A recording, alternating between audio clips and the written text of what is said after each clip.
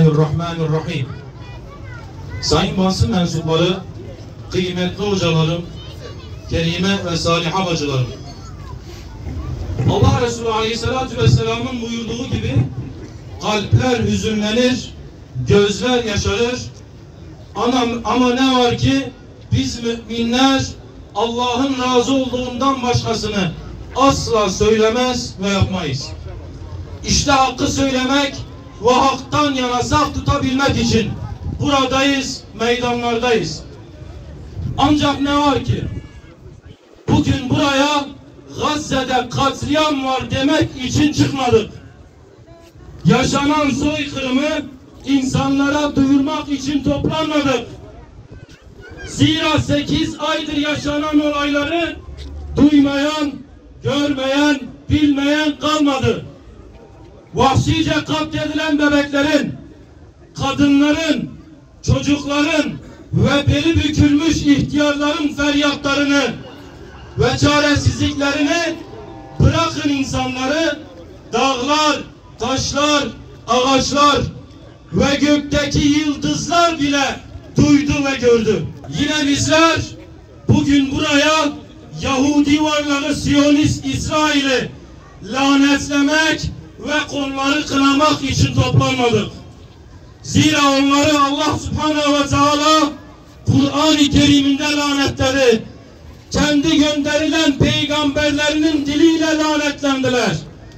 Her fırsatta müminlere düşmanlık yapacaklarını Allah ve Resulü zaten bizlere bildirmişti. Evet, bizler bunların hiçbirisi için toplanmadık. Bizler bugün gökleri ve yerleri titreten bu katliamlarda kalpleri titremeyen, bir türlü harekete geçmeyen, gereğini yapmak yerine hamaset yapan, beylik sözlerle hala günü kurtarmaya çalışan yöneticilere, güç ve otorite sahiplerine seslenmek, onları muhasebe etmek için toplandık. Kınamayı bırakın, hareket yapın! Kınamayı bırakın, hareket yapın! Kınamayı bırakın, hareket yapın! Yeter artık! Sözlerden bıktık! Kınamalarınızdan bıktık!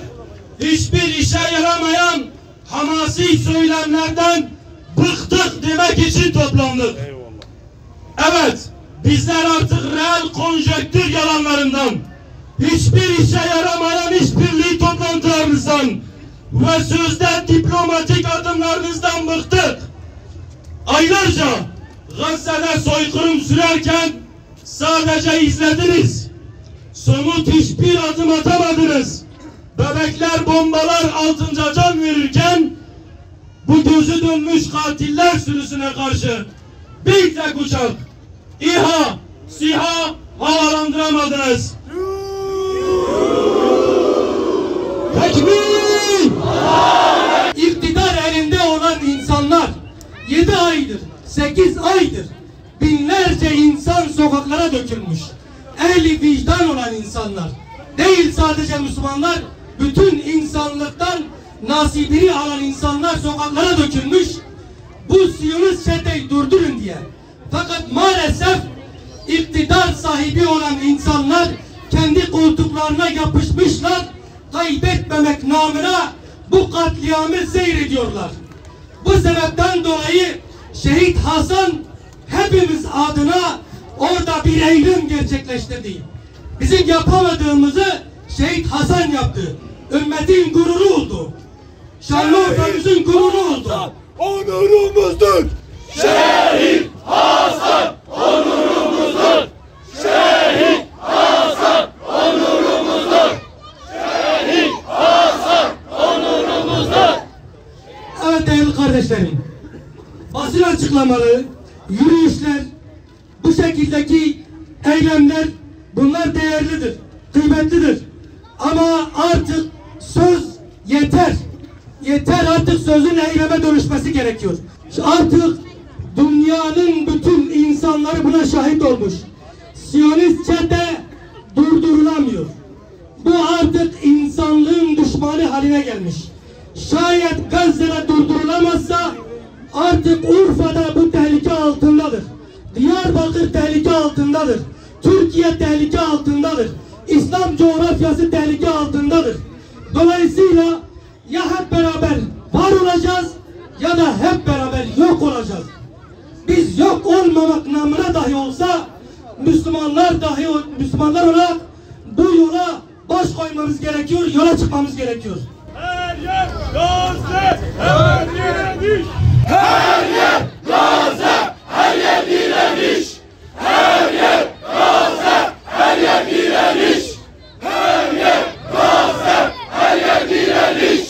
Bu kadar katliamların olduğu bir esnada dün akşam çoluk çocuk kadın diri diri adeta Ashab-ı Uhdud gibi diri diri yakılmış olmasına rağmen Peygamberler şehrinde sözde kültür festivali adı altında farklı etkinliklerin yapılması kadar absürt, saçma bir şey yoktur. Bakanlık istifa! Bakanlık istifa! Bakanlık istifa! Bakanlık istifa! Bakanlık istifa! Bu yanlıştan bir an evvel dönülmesi gerekiyor. Pek böyle bu tür programlarda fazla siyasete girmeyi düşünmüyorum, istemiyorum da. Ama halk istemiyor. Madem halk bunu istemiyorsa en azından Allah için yapmıyorsanız bari halkın değil, halkın talepleri dikkate alın. Şehide saygınız olsun. Allah'a emanet olun. Ezan okunuyor. Şehide saygısı olsun. Saygısı.